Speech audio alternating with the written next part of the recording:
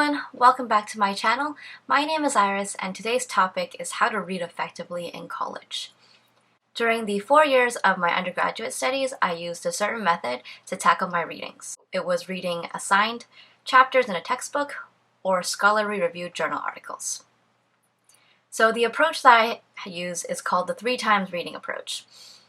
What you do is you read your readings 3 times, and it should be once before your lecture, once after your lecture, and once before a paper, project, or exam. By doing this, you are actually reading less as you progress.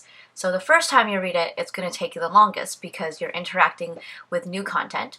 Second time, you're going to refamiliarize with that content. And the third time is when you are making sure that you understand the content and that you have corrected all your mistakes and misunderstandings, and that you are ready to use that content and apply it for an exam, paper, or project. The first thing that we're going to tackle today is how to read a textbook. With the 3 times reading approach, I apply it in this manner.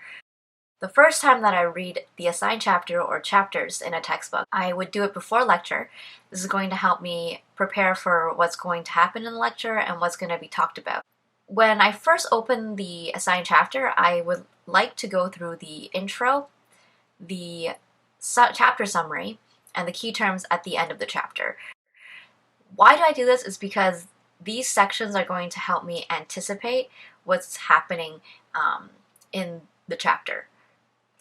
Also, this is going to help me connect any previous knowledge that I already have, and might save me time in the process of reading because some concepts I might already understand very well and it's just a review for me. So certain sections I might be able to just skim over and scan, whereas other sections that are more unfamiliar and new I would have to spend more time on. I do this because it allows me to ask questions or come up with questions. Maybe because some content is new, I might prepare some questions that I want to answer while I'm reading the textbook.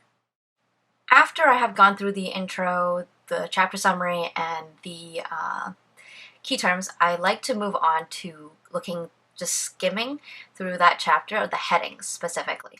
And why I do that? Because it's going to reinforce the main and key concepts and questions that are going to appear in this specific chapter. And I can also reuse these headings when I am taking my notes. And that's going to help me organize my thoughts and help me feel the flow of the textbook. Once you have done the quick scan and skim of the chapter, I would suggest to start reading from the start of the chapter, so the first main topic that appears. And while you're doing this, I don't suggest writing notes right away as you are reading. And why I say this is because there's a lot of filler information that authors give. There's also some contextual information, and not all of this needs to be included in your notes. So I would suggest reading it first, reviewing it in your head or reviewing it out loud, and then write concise notes, or else you're just going to be rewriting what the textbook has said. So with the main sections in the chapter, certain ones are going to include diagrams, tables, and graphs to help give a visual form of key information.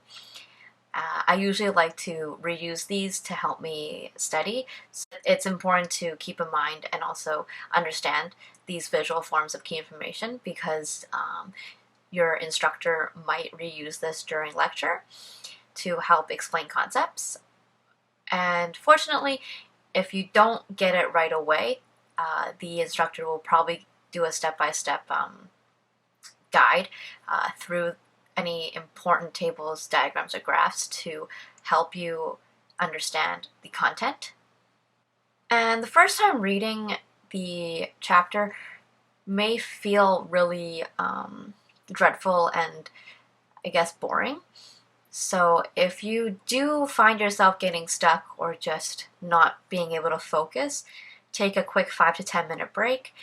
Within this break, you can start thinking about questions that you can ask during lecture, tutorial, or office hours. So you're not completely just sitting there doing nothing, but you are giving your brain some rest and you are also making questions for things that you have just read. And of course, do not feel discouraged if you don't seem to understand things very well during your first time reading, because if the content is very new, it's quite a overwhelming process, so don't beat yourself up for it. Okay, so on to the second time of reading a textbook chapter. I would say I would do this usually 24 to 48 hours after my lecture. It depends on how many courses I'm taking and how busy I am. But this second time of reading is already going to be shorter than the first time of reading the textbook chapter, because I already have information from my first read through, the notes that I had during that first time of reading, and also attending the lecture and taking lecture notes. So with this second read, I am only really looking specifically for things that I made mistakes on, or things that I still don't have a strong understanding of.